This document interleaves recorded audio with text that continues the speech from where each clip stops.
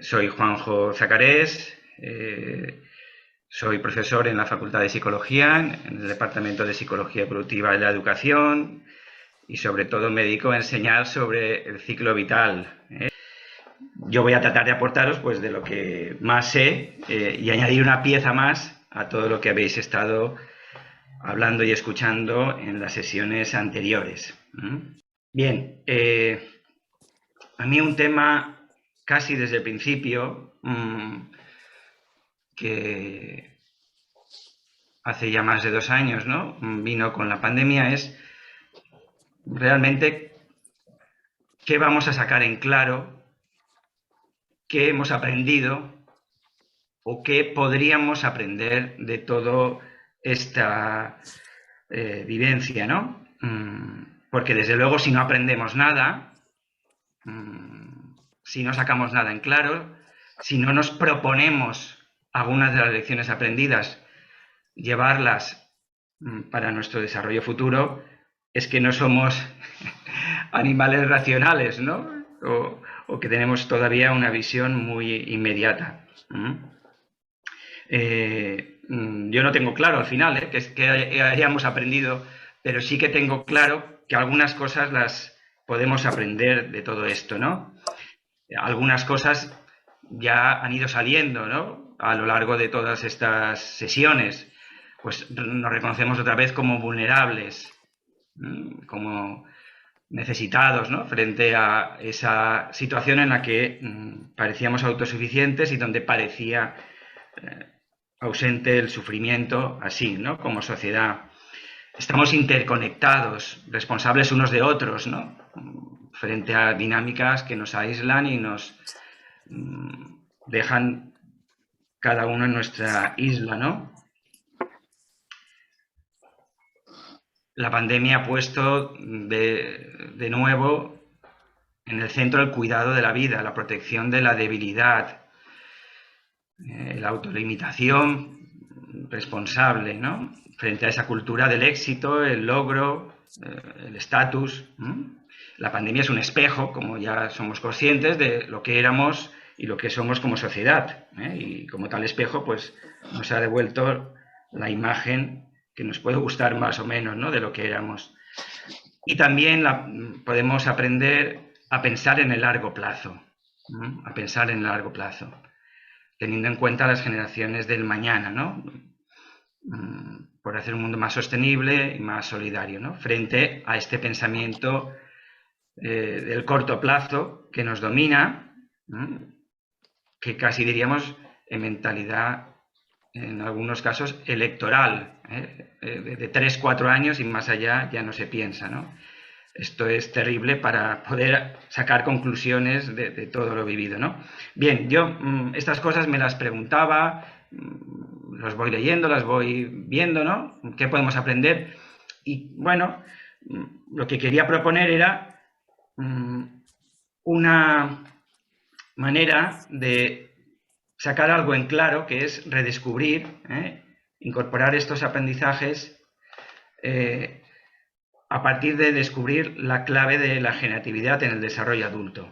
A mí me parece que ese desafío de la generatividad, especialmente a lo largo de la vida adulta, resulta fundamental para que podamos incorporar e integrar algunas de estas lecciones, ¿no? Que nos ha traído la pandemia y que están ahí esperando que las incorporemos. Por eso voy a dedicar gran parte de esta exposición a que tomemos conciencia de esa tarea de la generatividad y la importancia que tiene para el desarrollo personal y como sociedad. Cuando vemos esta imagen, pues lógicamente pensamos enseguida en cómo el niño descansa confiado en las manos de un adulto mayor, un adulto incluso anciano, cómo necesita ese apoyo y confía en él, ¿no? Pero es interesante que nos fijemos en la otra dirección, cómo también las manos adultas precisan y necesitan ese contacto de alguien más joven y de ese sentirse necesitado que viene de lo que el niño le está pidiendo, ¿no? Precisamente, utilizando esta imagen como metáfora, esa zona de interdependencia entre quien cuida y quien es cuidado es donde se sitúa esta tarea de la genatividad, en esa zona entre ambos. Situando un poquito más la tarea evolutiva de la genatividad, hay que comentar pues, que fue este psicólogo, Erikson, en los años 50 ya del siglo pasado, quien hablando del desarrollo a lo largo de la vida, situaba una serie de desafíos en cada una de las etapas, ¿no? En cada una de las edades. A todos nos suena mucho lo de la crisis de identidad en la adolescencia, y eso pues lo tenemos bastante asumido ya, y la adolescencia es un momento de... Uy, esto se está... Yo no estoy tocando, se está moviendo solo. Y ya tenemos integrado esto de la identidad, ¿no? Pero se conocía menos en aquel momento de lo que suponía el desarrollo en los adultos, ¿no? Y Erikson ya planteaba que sobre todo es un momento entre los 30 y los 60 años, todo ese periodo intermedio de la vida adulta, donde nos enfrentamos a ese desafío de la generatividad frente al estancamiento. Y eso se conectará enseguida con otro desafío, con otra tarea, ya en la vejez, que es la de el logro de una integridad frente a la experiencia de desesperanza, de que nuestra vida no ha tenido sentido. Bien, partiendo de estas ideas de Erikson, vamos a ver un poco qué es lo que supone realmente para el desarrollo de las personas adultas. Y prácticamente hablo ya de cualquiera mayor de 18 años en adelante, ¿no? La tarea de la generatividad, como os puse en el resumen para la charla, viene a ser una mezcla de un deseo y de una implicación activa del yo para promover el bienestar, el desarrollo de los otros, de los demás, especialmente pensando en las generaciones más jóvenes, en las generaciones futuras, y a la vez que uno se implica promoviendo el bienestar de otros, deja un legado positivo de uno mismo, deja una huella, deja algo que le recordará a los demás quién era él, algo que le sobrevivirá. La tarea de la generatividad, por lo tanto, como veis, es una mezcla entre algo que uno da generosamente o promueve generosamente en otros y a la vez le permite afirmarse en quién es él y qué es lo que deja como legado a los demás, ¿no? Es una mezcla de ambos tipos de motivaciones. Erikson, sobre todo, pensó, cuando habló en los años 50, pensó en algo que era muy propio de los adultos de los 30, 40 años y que tenía que ver mucho con el rol de ser padres y madres, sobre todo en el rol parental, en la crianza, ¿no? Y sobre todo se orientaba hacia los más jóvenes, que prototípicamente pues eran los hijos, ¿no?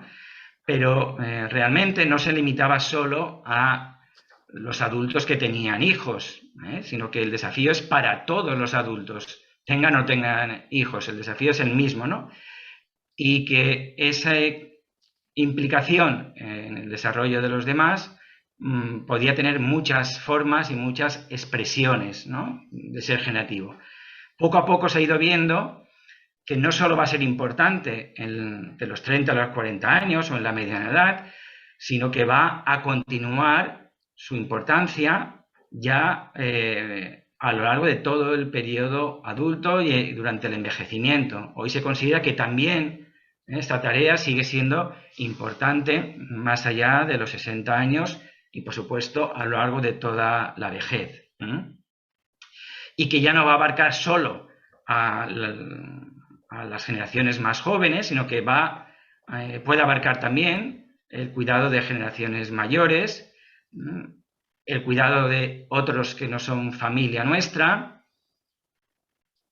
y la implicación tanto directa como indirecta, ¿no?, en ese cuidado. Hoy diríamos que se ha ampliado mucho más lo que supone esta tarea respecto a lo que Erickson pensó al principio, ¿no? Prácticamente hace referencia al cuidado de lo otro distinto de mí. Fijaos aquí la cantidad de cosas que uno puede meter en el cuidado de lo que es distinto de mí, ¿no? ¿Por qué es importante? ¿Por qué es un desafío? ¿Por qué lo cuento esto? Porque realmente se ha visto, según todas las investigaciones y distintos trabajos, que es muy importante en toda la vida adulta hasta el final. Es señal de madurez psicológica en el adulto, es un indicador de madurez, esa capacidad generativa, es una fuente de sentido, de significado en la propia vida, y es además algo que predice el bienestar que se puede experimentar como adulto, ¿no?, en las distintas situaciones. Por eso Erickson lo plantea como un desafío universal en todas las culturas y para todas las personas, sobre todo a lo largo de la etapa adulta, ¿no? Lógicamente, no todos van a resolver esta tarea ni enfrentarse a ella del mismo modo, y habrá resultados más satisfactorios o más insatisfactorios, pero el desafío es para cualquiera de nosotros, ¿no?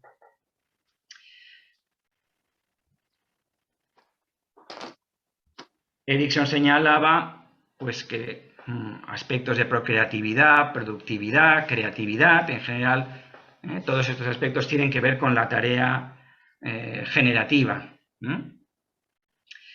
Y como en las otras etapas que él señala, siempre dice que se puede resolver esta tarea surgiendo una fuerza del yo o una debilidad del yo. Si se resuelve en positivo, se desarrolla un aspecto que es lo que él llama la virtud del cuidado. La virtud del cuidado. Emerge como una fuerza en el yo adulto, ¿no? El cuidado es el compromiso de cuidar de personas, productos e ideas por las que uno ha ido aprendiendo a preocuparse a lo largo de la vida, ¿no?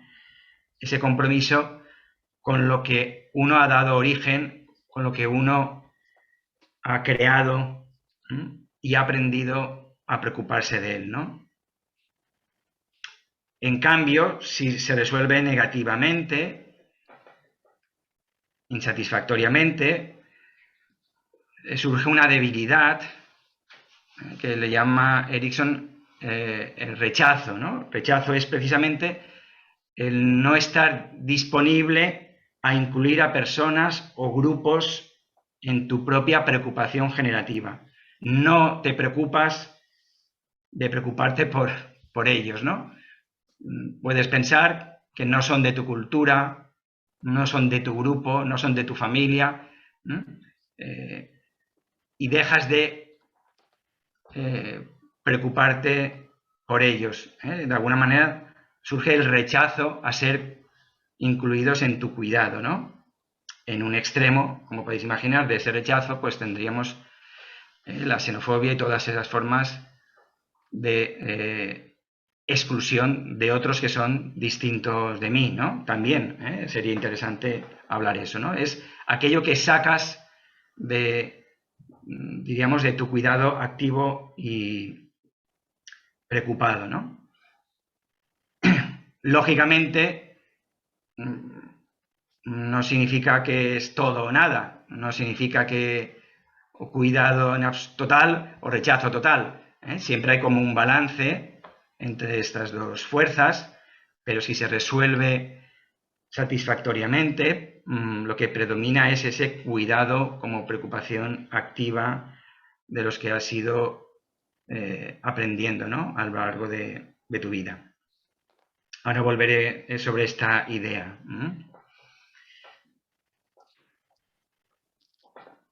Bien, Erickson añade algunas ideas también, me parecen interesantes, ¿no?, cuando habla de la tarea de la generatividad.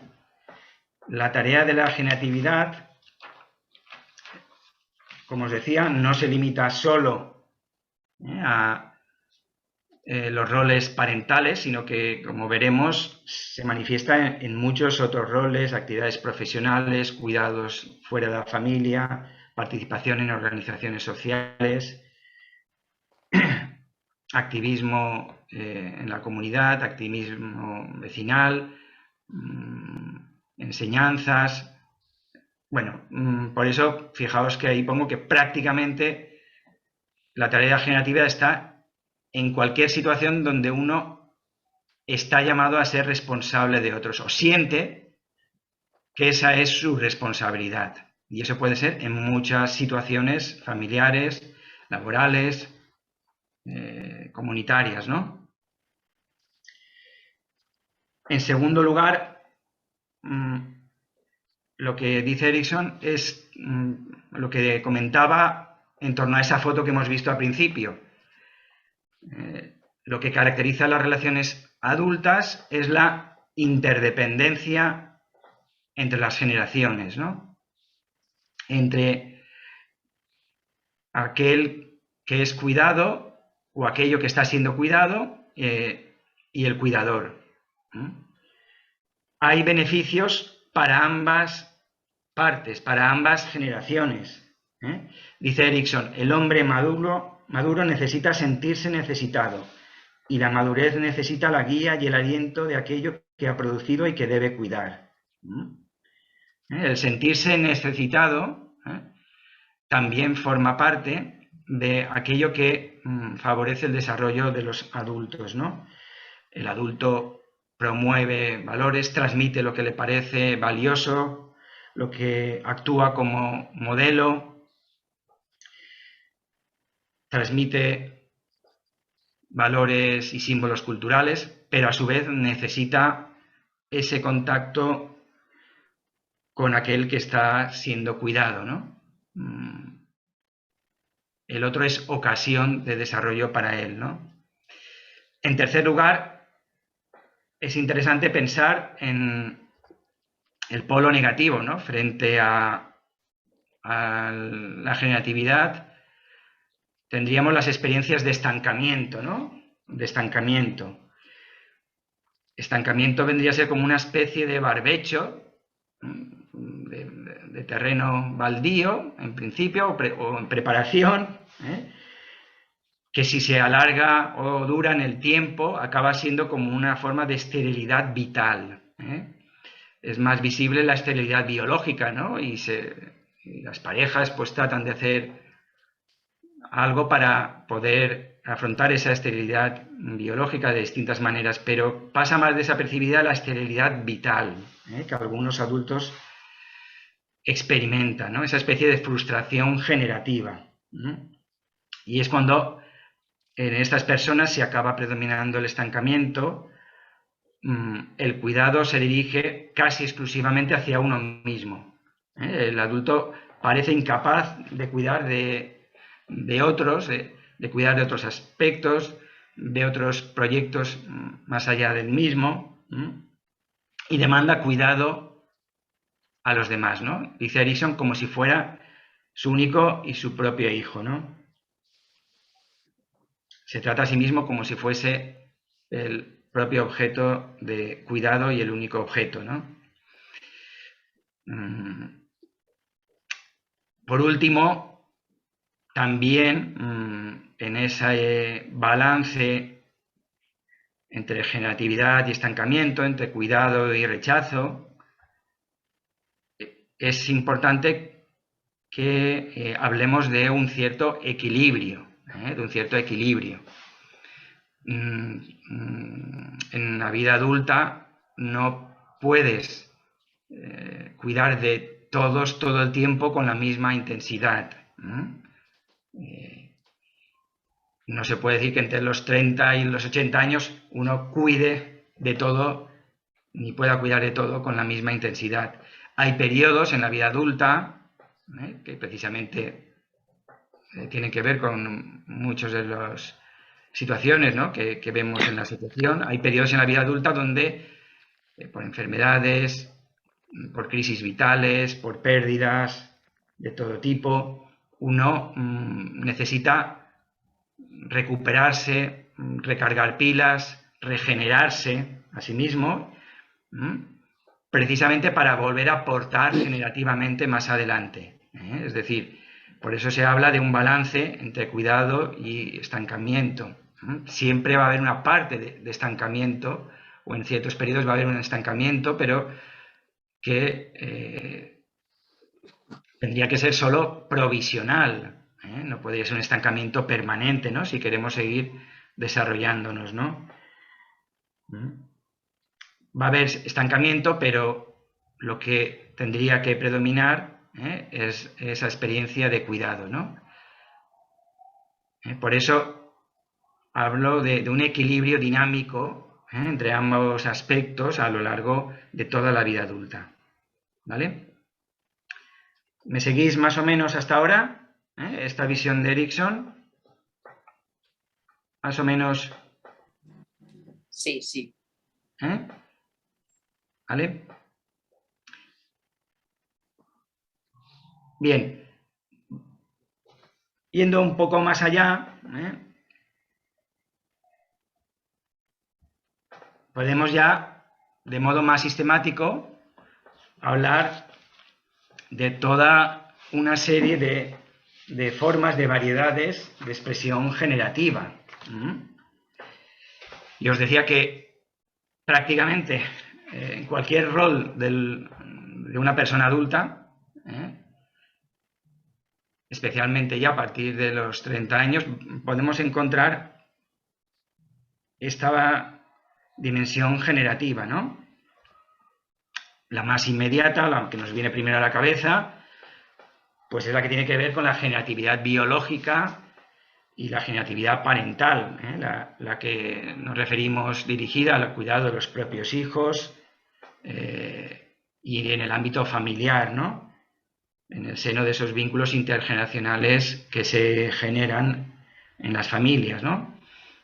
Das origen biológico y origen psicológico a los propios hijos, ¿no? O en el caso de las personas que adoptan, pues aunque no tengan esa generatividad biológica, tienen esa generatividad parental, ¿no?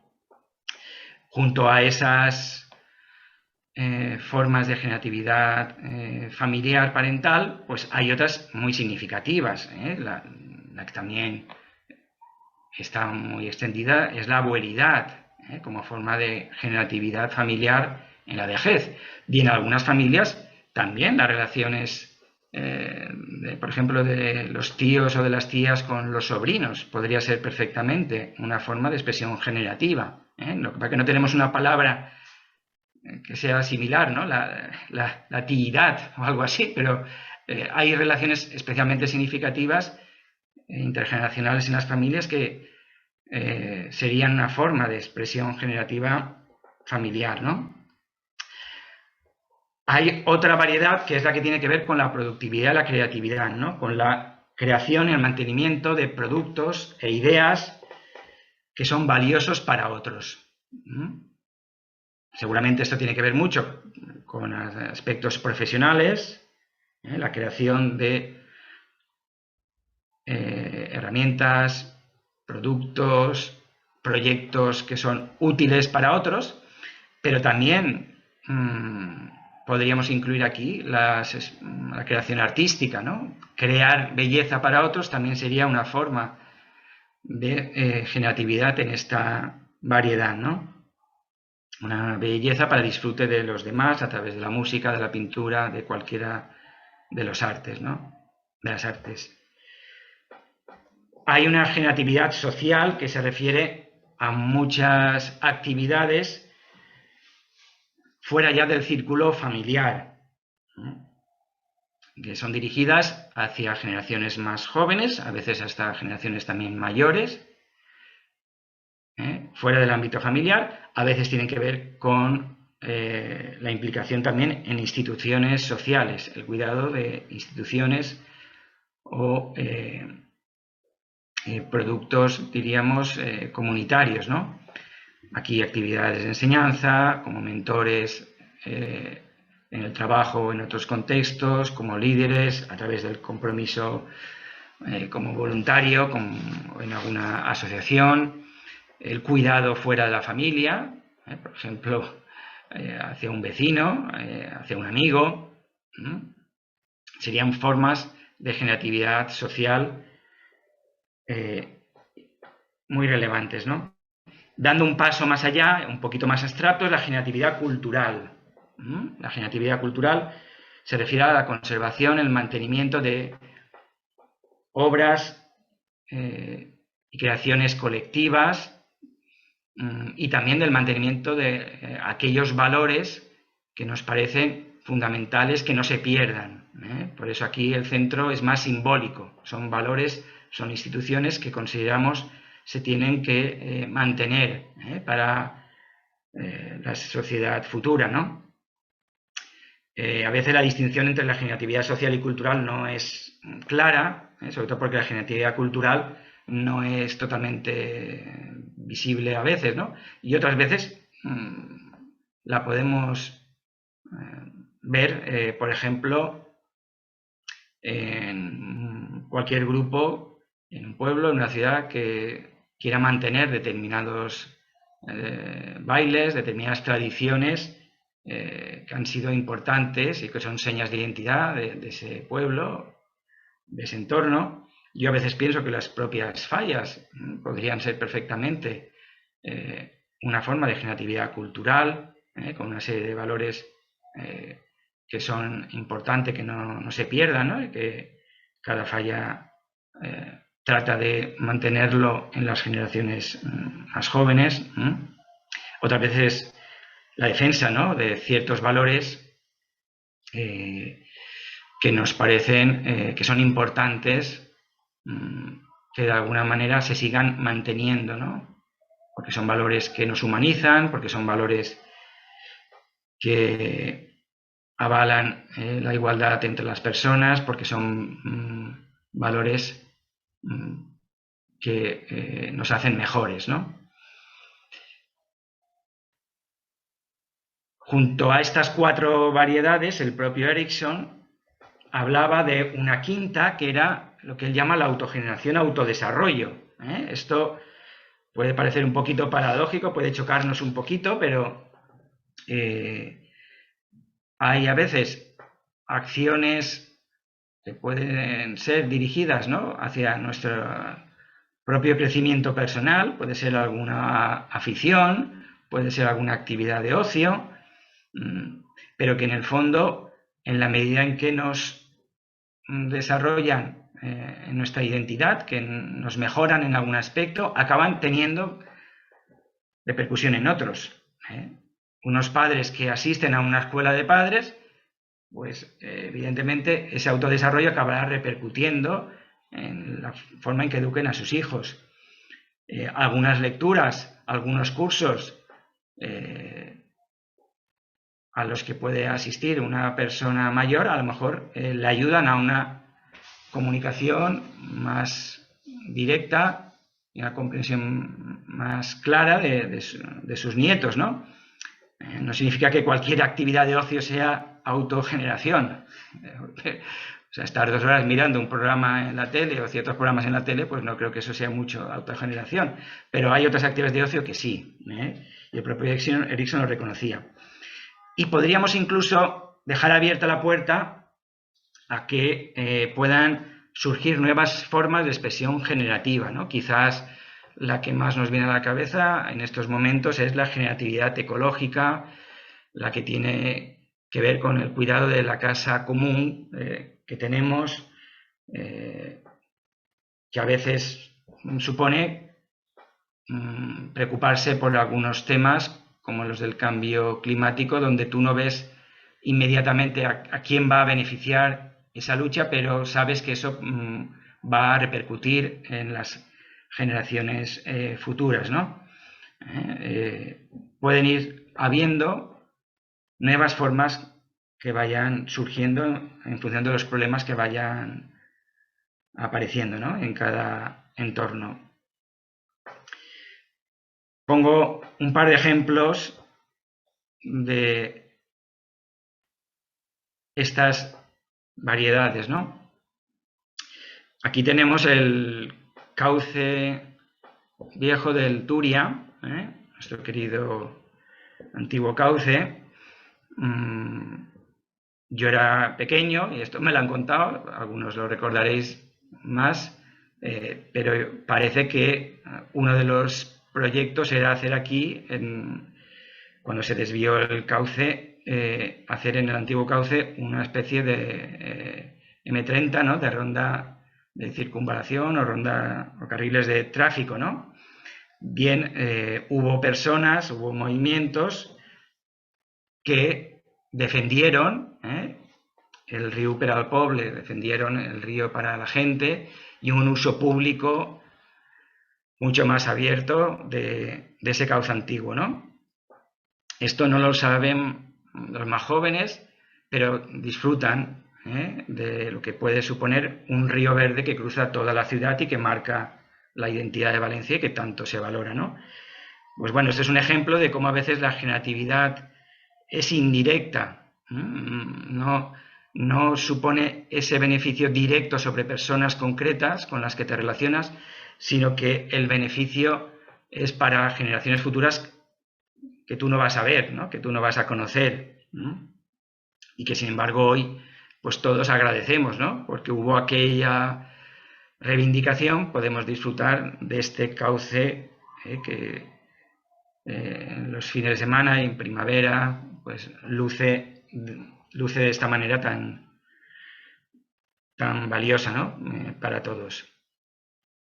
Una vez en clase pues me encontré a una señora que me dijo, yo estuve en esas manifestaciones y pues mire, le doy las gracias, le puedo dar las gracias porque pensaron en las generaciones futuras cómo podrían beneficiarse, ¿no?, de ese espacio.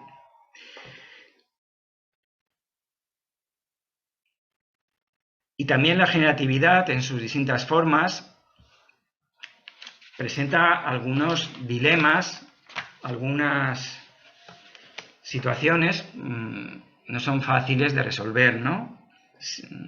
Uno ve la transformación que Sudáfrica, ¿no?, experimentó entre estas dos imágenes, entre la matanza de Soweto y ya el final del apartheid, cuando estas dos personas, una blanca y otra negra, se abrazan por la muerte de Nelson Mandela, ¿no? Y claramente, pues, Nelson Mandela es un ejemplo que condujo como padre de la Nueva Sudáfrica, ¿no?, un ejemplo de generatividad social y, por supuesto, de generatividad cultural, ¿no? Se trataba de hacer ese cambio con unos valores que no fuesen la venganza, la violencia, el devolver todo el sufrimiento que habían vivido, ¿no? Y todo el mundo le reconoció ese liderazgo tan especial y tan potente que tuvo en ese momento Nelson Mandela, ¿no? Hace poco me leí un librito precisamente que se llama La sonrisa de Mandela, que da detalles, ¿no?, de todo este periodo, desde que sale de la prisión hasta que llega a ser presidente, y es impresionante, ¿no? Las decisiones, la valentía, lo claro que tenía una serie de valores y cómo fue convenciendo a unos y otros, ¿no?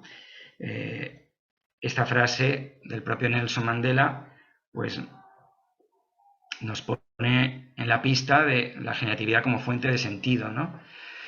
Son los cambios que hemos provocado en las vidas de los demás lo que determina el significado del amor nuestra, ¿no? El impacto generativo y el impacto en positivo es lo que nos sirve también para obtener el significado en nuestra propia vida, ¿no?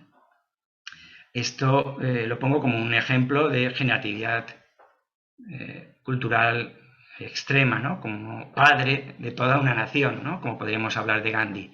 Sin embargo, también hay que decir que en el caso de Mandela, cuando dejó de ser presidente, y recuerdo haber leído una entrevista que le hacían, dijo que ahora él se retiraba a poner paz en su familia y a dedicar hasta el final de sus días, hasta el final de su vida, el tiempo que no le había podido dedicar, ni pudo hacerlo por estar en la cárcel, a su familia, ¿no? Realmente, como os decía antes, no se puede cuidar de todo y de todos todo el tiempo, ¿no? Y el propio Nelson Mandela, pues, tuvo que tratar de mediar con graves conflictos que habían en su familia, con los nietos, se peleaban ya por su legado, bueno, realmente chocaba, ¿no? Chocaba que tuviese, ¿no? Sus mayores grandes problemas en ese momento los tenía en la propia familia, ¿no? Esto lo digo como un ejemplo de cómo la generatividad plantea a veces este tipo de dilemas, ¿no? De elegir a quién cuidar o de qué cuidar, ¿no?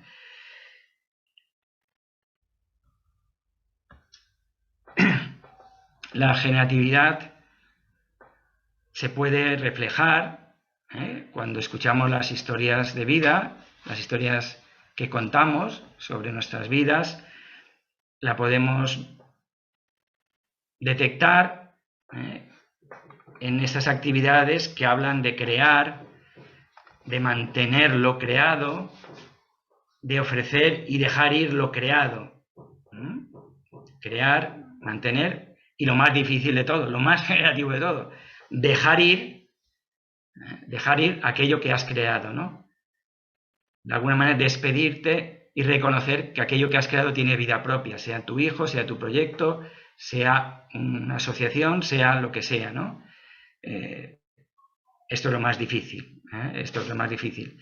También tiene que ver con temas de generatividad cuando hablamos de generaciones más jóvenes o de la próxima generación o de otros que necesitan de nuestro cuidado, o también, como os decía antes, de esas motivaciones por dejar una huella, por dejar un legado, lo que sería la inmortalidad simbólica, ¿no?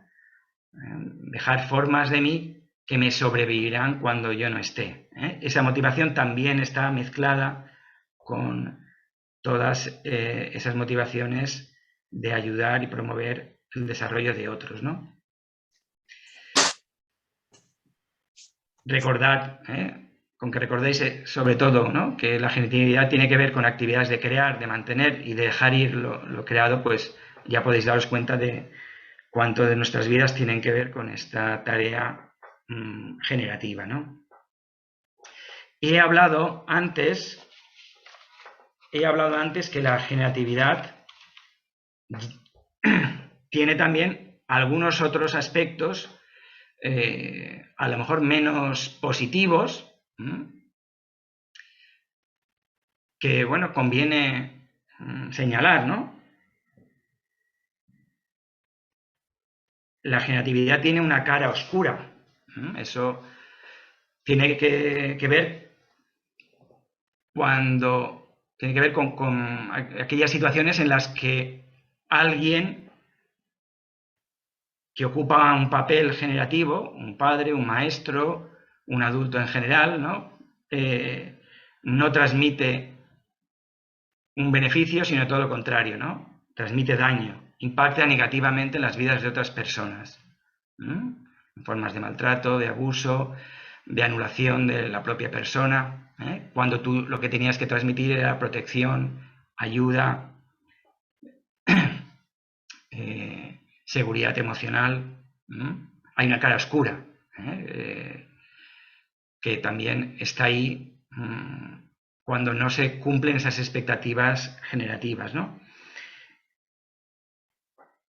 Y a pesar de esa cara oscura, algunas formas generativas también le dan la vuelta. Precisamente algunas personas encuentran su expresión generativa en parar el daño que han recibido. Cortar la cadena negativa en la que ellos han estado, ¿no? Sea un maltrato, sea una experiencia de guerra, como sea la experiencia del Holocausto, sea la experiencia de odio. Seguramente es pues, esto lo que harían al principio de la transición de la democracia, ¿no? Muchas generaciones que habían combatido aquí en España entre sí, las generaciones de los mayores, o alguien que ha estado en una pandilla violenta, se propone evitar que otros jóvenes caigan en esos tipos de grupos, ¿no? Violentos. Pues también una forma generativa es parar el daño recibido. Y os decía también que la generatividad va más allá de los 60 años, ¿no? Y hay que encontrar formas de generatividad en la vejez, ¿no? Formas que seguramente tendrán un significado ya distinto, tiene otras características, pero sigue siendo también un desafío para las personas mayores. Me gusta traer aquí el ejemplo que a lo mejor habéis visto ya desde hace unos meses en los medios de comunicación de este médico que desafió y retó a los bancos, ¿no? Hoy justo me he enterado que ya tiene 79 años y por la radio decían que ya ha tenido una reunión en la Generalitat como asesor, ¿vale? Este médico valenciano jubilado decía: yo me sentiré satisfecho el día que deje de ver colas en los bancos y gente llorando, cuando vea un área de atención a las oficinas asequible, que se pueda concertar cita previa de forma fácil, que contesten al teléfono, que se nos ayude cuando el Parkinson no nos deja teclear el cajero, porque las ganancias de los bancos son impresionantes y lo que pedimos es una gota en el océano, ¿no? Bueno, esto es una forma muy concreta y muy potente en que una acción individual ha tenido un impacto amplio a nivel social. Seguramente ni él mismo esperaba, ¿no?, esa repercusión de su campaña Soy Mayor, no idiota, pero yo lo que creo es que no solamente en el fondo estaba recordando algunas adaptaciones que tendrían que hacer los bancos para atender bien a personas de todas las edades, sino que llamaba la atención sobre otros valores importantes, que por eso yo creo que ha tenido ese impacto, ¿no? Habla en el fondo de humanizar las relaciones, del derecho de la autonomía a las propias gestiones, de una relación intergeneracional que no excluya a nadie. Por eso es una generatividad social que acaba siendo también cultural. Por supuesto, a él le han hecho sentir muy bien, y él como persona pues se ha visto, diríamos, muy satisfecha con el impacto de su acción, pero no solamente ha tenido esa repercusión individual, sino que ha tenido una repercusión en algunas medidas que distintas entidades se han empezado a tomar en serio, ¿no? Hoy leía que estaba como asesor de la Generalitat. No sé si esto, bueno, pues es pura imagen, pero me parecía muy significativo, ¿no? Incorporar también a personas mayores como asesores, como voces que tienen en cuenta otro tipo de necesidades que si no, no se tendrían en cuenta, ¿no? Por lo tanto, en la vejez se tiene que seguir encontrando formas de expresar esa generatividad, ¿no? En la vejez especialmente es la generatividad un vínculo entre el desarrollo personal y el comunitario. ¿Por qué? Porque las actividades generativas, por un lado, ayudan a la mejora del entorno, a la mejora de las instituciones, por ejemplo, trabajando como voluntario cultural o como voluntario en una ONG, y a la vez el participar en esas situaciones sirve para el desarrollo personal individual. La persona mayor se siente útil, encuentra sentido a su acción, se siente valorada, sigue desarrollando capacidades, sigue aprendiendo, sigue formándose a lo mejor para poder ejercer bien esa actividad generativa. Especialmente en las personas mayores es un vínculo entre lo personal y lo comunitario, ¿no? Que me parece interesante señalar. Bien, podría seguir hablando de algunas cosas más sobre la tarea de la generatividad, pero creo que habéis podido captar, ¿no?, la importancia que tiene para el desarrollo personal en la etapa adulta y del riesgo que supone no desarrollar satisfactoriamente esa parte generativa. Y podéis intuir, con esto acabo, podéis intuir para nuestra futura evolución como sociedad, ¿no?, qué importancia tiene el ir construyendo sociedades generativas, ¿no? Y todas estas cuestiones que os planteaba al principio, ¿no?, que podemos aprender de la pandemia, tienen que ver de una manera u otra con esa construcción de sociedades generativas, ¿no?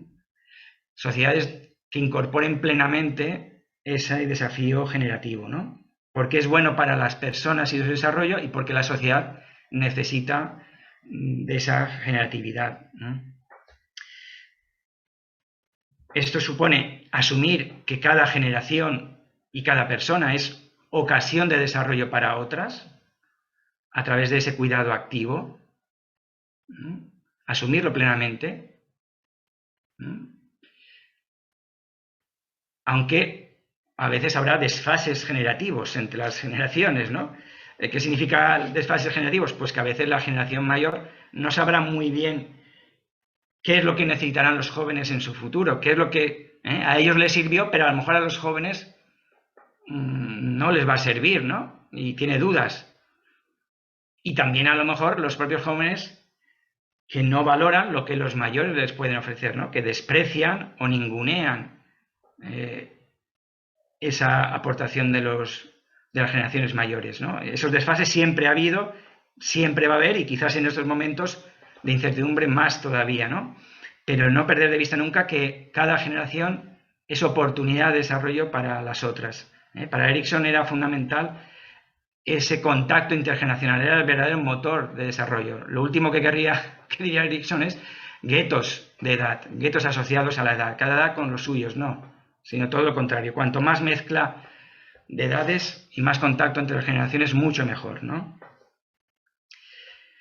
Hay que descubrir esa dimensión generativa en cualquier contexto y potenciar las oportunidades en las familias, en los centros de trabajo, en la sociedad, ¿no? Por ejemplo, hemos hecho alguna reflexión sobre la residencia de los mayores, ¿no? Cómo se podría incorporar esa dimensión generativa para todos los que participan en la residencia, ¿no? Los mayores, los profesionales y los familiares, ¿no? Convertir las residencias en entornos generativos. Lo mismo puede ser, ¿no?, en cualquier contexto familiar, introducir esa dimensión generativa, ¿no? Esa dimensión de quién puede necesitar de cuidado, quién puede aportarlo y cómo yo también me beneficio de cuidar a otros. Y por último, en esta construcción de sociedades generativas, yo creo que habría que introducir en el debate público las repercusiones en las generaciones futuras, ¿no? ¿Cómo van a afectar nuestras decisiones de hoy a las generaciones del mañana?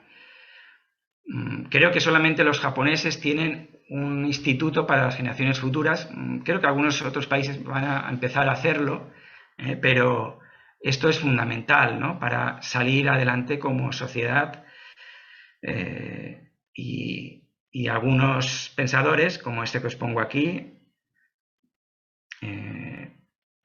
Snarik, en su libro El buen antepasado, habla precisamente de la necesidad vital como humanidad que tenemos de pensar en nuestra repercusión, en nuestras decisiones y sus repercusiones futuras, ¿no? Y él dice que su propio voto lo ha delegado a sus hijos de 11 años, o algo así, él leía, ¿no? hemos de ser buenos antepasados de los que vienen después, ¿no? Bien, bueno, con esto acabo la parte expositiva. Dejo de compartir y si queréis abrimos un diálogo o aquello que os haya suscitado o algo que no haya quedado claro y comentamos, ¿no?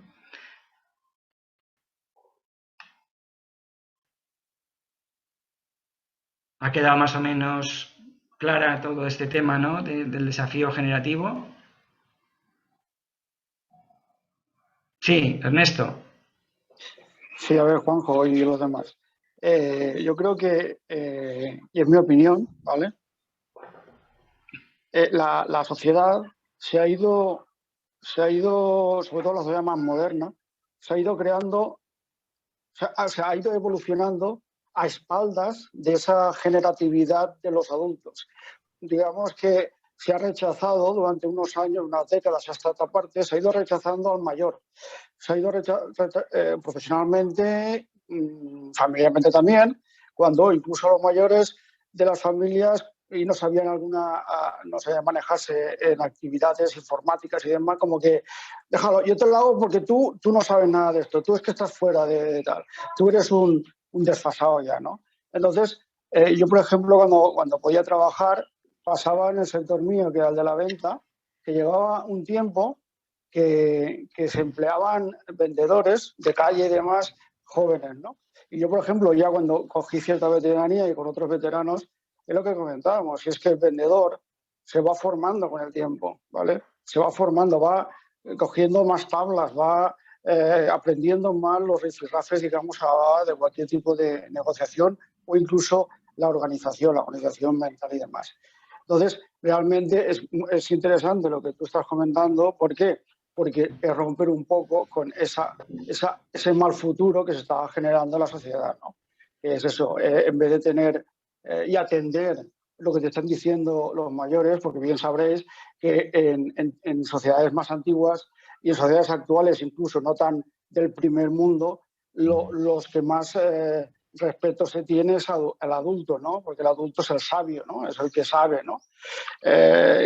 Incluso te puedo decir, pues hay una sociedad dentro de la sociedad moderna, como puede ser los gitanos, ¿vale? La etnia gitana, para ellos, el que más sabe, al que hay que pedir consejo es al sabio, que es al mayor, al patriarca, ¿vale?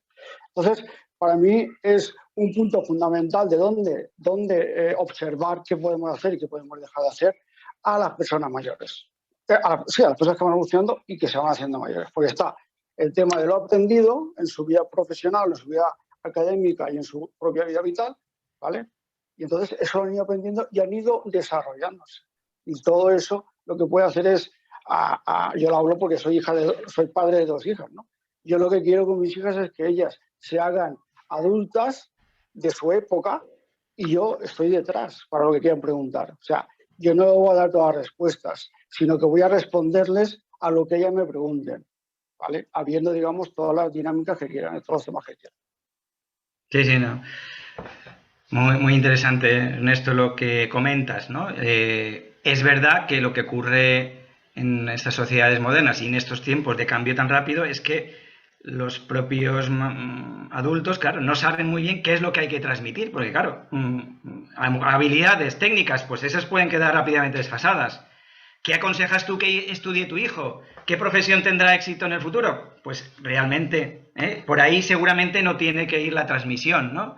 Tendrá, pero a la vez el adulto, como tú dices, ¿no? Por su experiencia, por sus errores también, por cierto recorrido, sigue teniendo algo valioso que aportar, ¿no?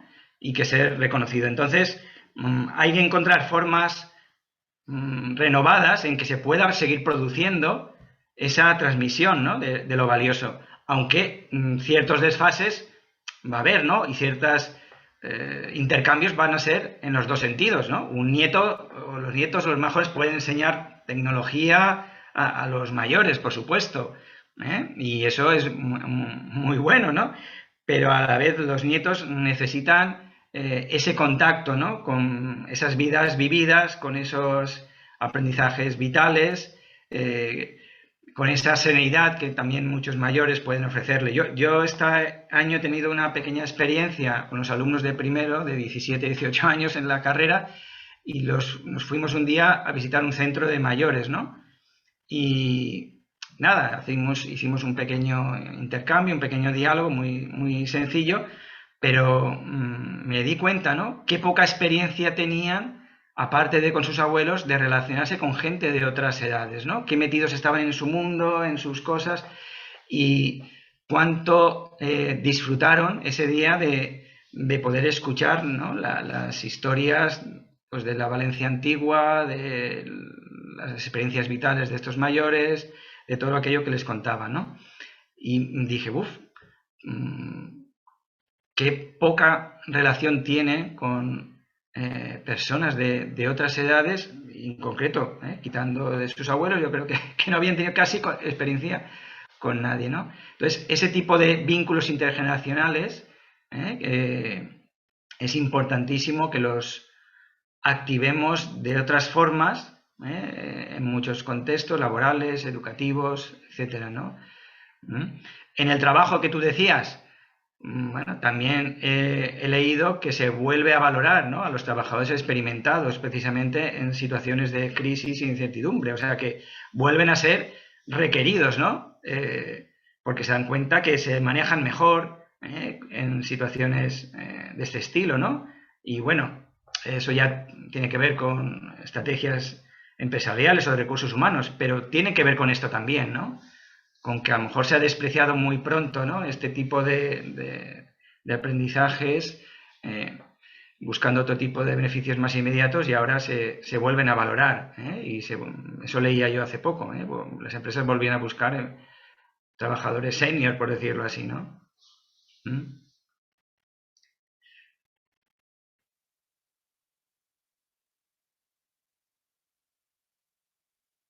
Muy bien. Cuestiones o cosas que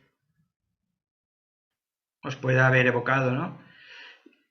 Yo lo he planteado sobre todo porque creo que una salida a la sociedad post-pandemia tendrá que ser esta, tendrá que ser este tipo de sociedad generativa que construyamos.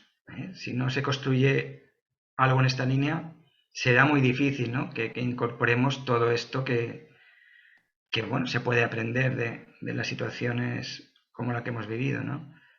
Pero, Juanjo, es que la sociedad... ¿Me oyes? Sí, sí, sí. Aquí alguien ha sí. No sé qué ha pasado aquí. Yo no tengo nada. ¿Alguien? Nada, no sé qué pasa. ¿Alguien está compartiendo la pantalla o no sé? Cuidado, a ver si sale alguna imagen que no debiera. Sí. Bueno, vamos, sí. vamos hablando. Dime lo que quiero decir, sí. Sí, lo que quiero decir a lo que tú estás diciendo, Juanjo, toda razón, por supuesto, pero y dices, he leído, que yo también he leído lo de volver a contactar con seniors, pero todo ha venido un poco, sobre todo, por la castaña o la hostia, permitidme que lo diga de esta manera, de la pandemia, ¿no? Igual que está pasando con cosas que se están tomando decisiones a bote pronto, o sea, para allá soluciones con toda la movida que está habiendo a nivel mundial por el ataque de Rusia a Ucrania, ¿vale? Y tú te das cuenta desde casa que son cosas que se podían haber hecho, ¿no? Se podían haber hecho antes o se podían haber hecho de otra manera, ¿no? Y tienen que venir unas castañas como estas para ponerlo en marcha. Entonces, ¿sabes lo que fastidia?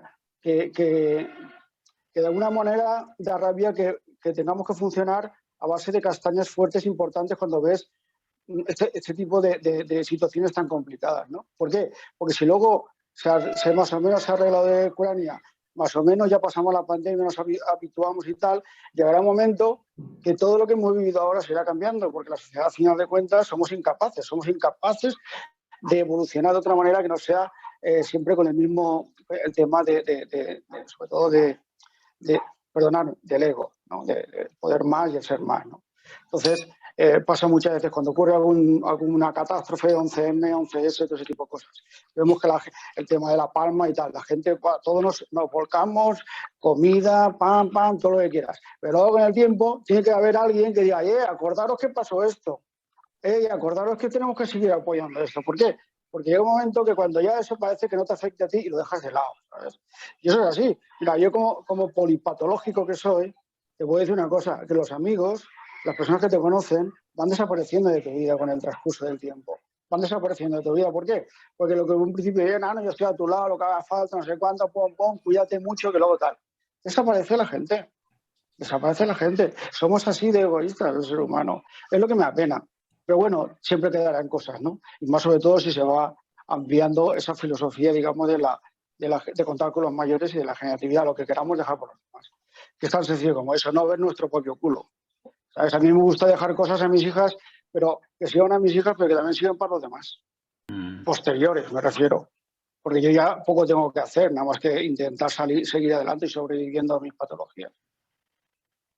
Sí.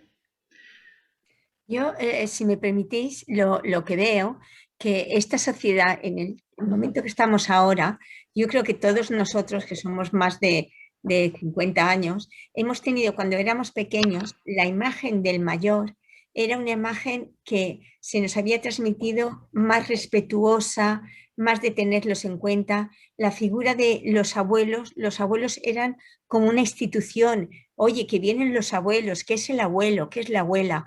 Hoy no sé por qué, yo soy abuela y no voy a decir que soy más de risa, pero tengo claro que mis nietos, ese respeto, y no es porque me falten el respeto, no sé cómo decirlo, sino yo creo que tenía una visión de mis abuelos como más, no sé, son los abuelos que mis nietos hoy tienen de nosotros. Que por otra parte veo bien esa relación de amigos, de jiji, de jaja, de risa, pero hasta cierto punto creo que los abuelos pues somos una cosa de experiencia, que no sabemos informática, que nos hemos tenido que ir a salto de mata con el ordenador, con el Word, con el Excel, porque nos ha pillado mayores, pero no sé, tenemos también muchas cosas que enseñarles a ellos, ¿no? Una experiencia, una vida, no de informática, pero de cosas. Y yo creo que es un poco en esta sociedad, la imagen del mayor se ha, no sé, no es que no tenga valor, pero creo que tiene menos valor de la que, o respeto que antes tenía, de un tiempo a esta parte, me parece a mí. No sé qué opinaréis. Pues a lo que tú estás diciendo lo tengo muy claro. Los abuelos de hoy en día son los que cuidan a los nietos porque sus hijos y sus yernos, o al contrario, tienen que ir a trabajar y los abuelos lo que hacen es de padres porque tienen que ir a recogerlos al colegio, tienen que llevar y tal. Yo cuando era pequeño, yo iba, o sea, al principio nos llevaba a mi madre y con el tiempo ya íbamos solos, pero de muy pequeñitos ya íbamos solos, porque entonces era distinto la calle, ¿sabes? Y nosotros cuando íbamos a ver a los abuelos, o nuestros abuelos que vivían arriba, era ir a ver a los abuelos, a los yayos, bueno, a los yayos. Y a los yayos los veíamos para ese tipo, cuando nos juntábamos, los padres, los tíos y los abuelos, para la paella y las cosas que se contaban o se dejaban de contar, ¿vale? Pero los hijos, que éramos yo y mis amigos y tal, mis abuelos, o sea, nuestros abuelos eran nuestros abuelos, no eran las personas que nos recogían de colegio, nos llevaban al colegio, nos daban de merendar, ese tipo de cosas. Esa sociedad que estamos viviendo ahora, en la que hay que trabajar y los hijos se tienen para prácticamente presentarse a los abuelos, ¿vale? Cosa que yo nunca he querido con mis hijas. Yo lo que he querido es siempre alejar a los abuelos de mis hijas para que mis hijas tuviesen yayos y no tuviesen padres mayores, que son los abuelos de hoy en día. Porque para mí el abuelo tiene que disfrutar del chiquillo. ¿Sabes? Disfrutarlo. Sí, yo estoy de acuerdo contigo. Nosotros somos abuelos, pero somos abuelos. Si nuestros hijos nos necesitan, ahí estamos. Por supuesto, ahí estamos. Pero no estamos todos los días recogiendo y llevando niños, que nosotros tenemos nuestro trabajo y también nuestra vida. Evidentemente, uno está enfermo, te falla algo y ahí estamos para lo que haga falta. Pero el día a día se lo tiene que solucionar uno. Y no somos nosotros el comodín de recoger y llevar los niños de lunes a viernes al cole. Eso no es el papel del abuelo, me parece a mí. Pepe, Pepe, ¿querías hablar? Sí, bueno, comentar un poco. Que gracias, Juanjo, por lo que nos aportas. Pero al principio ponías que íbamos hacia un nuevo modelo de ciudadanía que pone en el centro el cuidado de la vida, la protección de la debilidad, la autolimitación frente a la cultura del éxito, el logro material y estatus social. ¿De verdad? ¿De verdad vamos hacia una sociedad así? Yo no la veo por ninguna parte. Sinceramente. No. Sí, yo lo que he puesto al principio es ¿qué se podría aprender de la pandemia? Es decir, ¿qué se podría aprender? Y mi obsesión un poco es que aprendamos algo, que algo saquemos en claro. Entonces, en un momento dado donde nos dimos todos cuenta, ¿no?, de lo importante que era el cuidado de los más cercanos, la protección responsable, bueno, una cierta sensibilidad hacia esa generación de los mayores, que yo lo vi incluso en mis propios estudiantes, ¿no?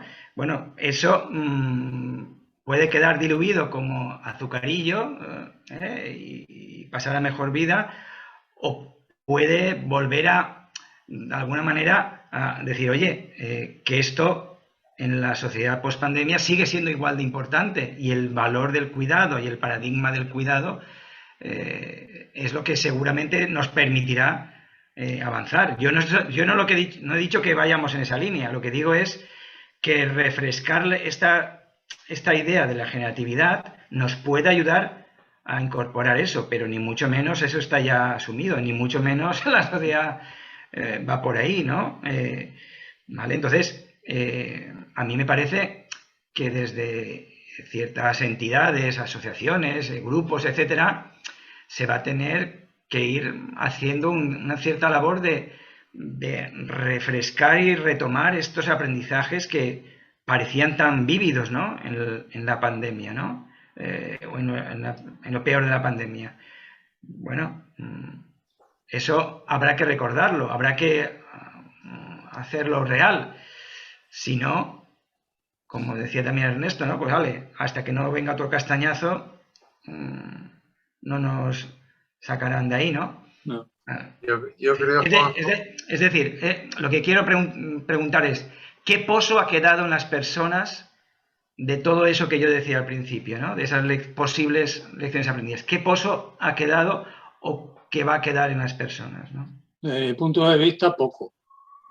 O sea, a la vista de lo que hay, de lo que ves en la sociedad que nos movemos, parece que enseguida nos hemos olvidado, nos hemos vuelto a la vorágine, pues no sé, no veo que... Hubo un momento que sí, que parecía que avanzábamos en esa dirección, pero ahora la verdad no lo veo. Sí, yo estoy contigo. Hubo un momento que todo el mundo hablábamos de lo que habíamos perdido, del valor de la amistad, de las relaciones sociales, fíjate, y oías. Hoy eso ya está pasado, eso es el olvido.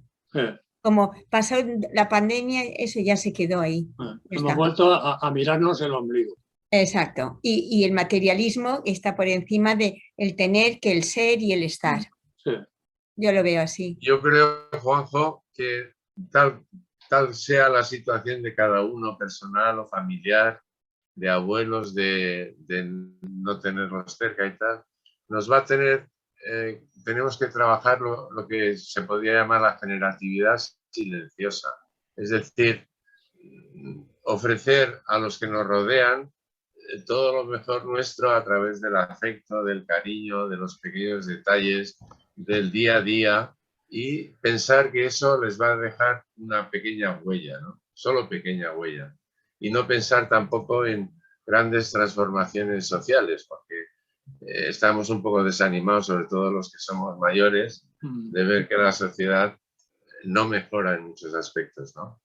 Entonces, el ofrecer nuestro día a día a los demás y que ellos capten lo que puedan y lo que nosotros seamos capaces de. Algo dejamos, ¿no? Sí, pero a veces yo tengo 7 nietos y hay algunos así ya que casi no es que me respetan, es que me temen. O sea, que se pone nervioso nada más que toca el timbre de su casa. Porque a lo mejor me he pasado en decir cosas o en no pasar por alto o no mirar para otro lado según qué cosas, ¿no? Y entonces ya, o algunos más pequeños de 11 años dicen, cuidado con lo que le preguntas al abuelo que luego te da una charla. ¿Eh? Entonces, yo lo veo bastante complicado. Yo en eso estoy bastante desanimado, ¿no? Como que dice, vas con un poco, como decía la compañera, de que vas con cuidado, vamos de fiesta, vamos a tal y cual, pero no te metas mucho, que hasta aquí no te dejamos, ¿no? No generes mucho.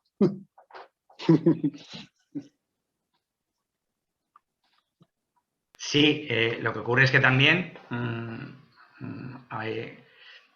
cuando uno se pregunta, ¿no?, qué transmitir o qué valorar para las generaciones futuras, tiene que entender que algunas cosas que le sirvieron a él o que le ayudaron cuando él era más joven, no tiene ya por qué servirles a ellos, ¿no? Y ahí tienes que estar también abierto, hay que saber escuchar qué están necesitando y qué están pidiendo las nuevas generaciones y qué necesitan realmente, ¿no?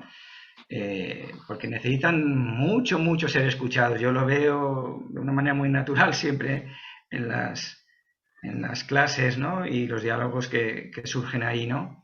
La necesidad también de ser escuchados en una situación donde ellos ya de pequeños vivieron una crisis económica, ahora se han encontrado esto, sienten que les han robado o han perdido 2 años de su vida, y eso no es nada fácil tampoco, ¿no? Es otro tipo de dificultad. Bueno, yo creo que ahí tiene que haber un ejercicio donde tú dices, vale, a lo mejor esto a mí me sirvió, pero ¿qué les puede servir mejor ahora, ¿no? Es un ejercicio de cierta flexibilidad que no siempre es fácil, ¿eh? Y a la vez yo no sería tan negativo, ¿no?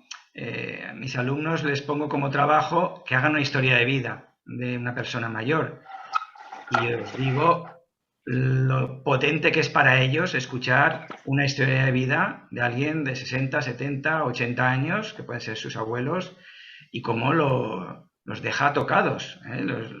Se quedan asombrados, ¿no?, de quién es realmente esa persona, ¿eh? Lo que hace falta es que haya esa ocasión de escuchar tranquila y de valorar qué me puede aportar también este adulto mayor, ¿no? No están tan cerrados ni tan negados, ¿eh? Cuando se pone la ocasión, realmente aprenden mucho de los mayores, ¿no? Pero tú date cuenta, Juanjo, que en ese diálogo con los jóvenes, que me parece muy bien, y además están estudiando en la universidad, con lo cual pues es un grupo de jóvenes hoy en día, porque luego tienes a otros grupos de jóvenes hoy en día que seguramente son bastante diferentes, ¿no? Que ni hacen una cosa ni hacen otra, encima dan por el culo en casa. Que de todo hay en la Viña del Señor, igual que nuestras generaciones, ¿vale? Pero tú date cuenta de una cosa, que en esas conversaciones dices tú que han perdido 2 años de su vida por el tema pandemia, me imagino que lo dicen por eso, ¿vale? Y yo no sé por qué existe la manía de que mientras no haces lo que tú quieres hacer, estás perdiendo 1 año de tu vida, 2 años de tu vida, 9 meses de tu vida. Mira, en nuestra época era muy común, cuando íbamos a hacer la mili obligada, de bien lo sabrás, me cago en la puta, es que pierdes 1 año de tu vida porque vas a la mili y tal. Pero vamos a una cosa, cambiar la tortilla, tío, cambiar la tortilla es 1 año que vas a hacer una actividad distinta a la que estás haciendo en tu casa o distinta a la profesión, lo que estás estudiando, ya está. Siempre, cuando tienes mentalidad positiva, aprende de cualquier actividad. 2 años de pandemia, que se está confinado muchos meses, muchas cosas se pueden aprender a hacer y se han hecho. Y se han hecho. Y tiene más tiempo incluso para recuperar, ¿sabes? Eso también lo dicen, ¿eh? Yo les he preguntado, estos años les pregunto, ¿cómo has vivido la pandemia? ¿Te ha ayudado a madurar y tal? Y muchos han dicho, me ha ayudado a valorar la familia, me ha ayudado a valorar la familia, me he dado cuenta, me ha ayudado a escucharme a mí mismo y a estar solo conmigo mismo. Y gracias a eso me he replanteado algunas cosas, ¿eh? Es decir, que sí que les ha servido. Lo que ocurre es que a lo mejor ha sido algo que de bote a pronto sienten que han perdido experiencias que hubiesen vivido a los 16, a los 17, a los 18 años y que no han vivido. Pero en el fondo sí que han aprendido y aprovechado para otras cosas, y si os pasara todo lo que ellos dicen, veríais la cantidad de aspectos. Fernando, di. Sí, yo más que nada quería comentar, porque una cosa que creo que la pandemia también ha puesto en evidencia con esto de los Zoom y todo esto, es que tenemos muchos recursos que no teníamos antes. Pero no solo recursos para comunicarnos, sino también para poder participar en un proyecto de vida mucho más amplio, ¿no?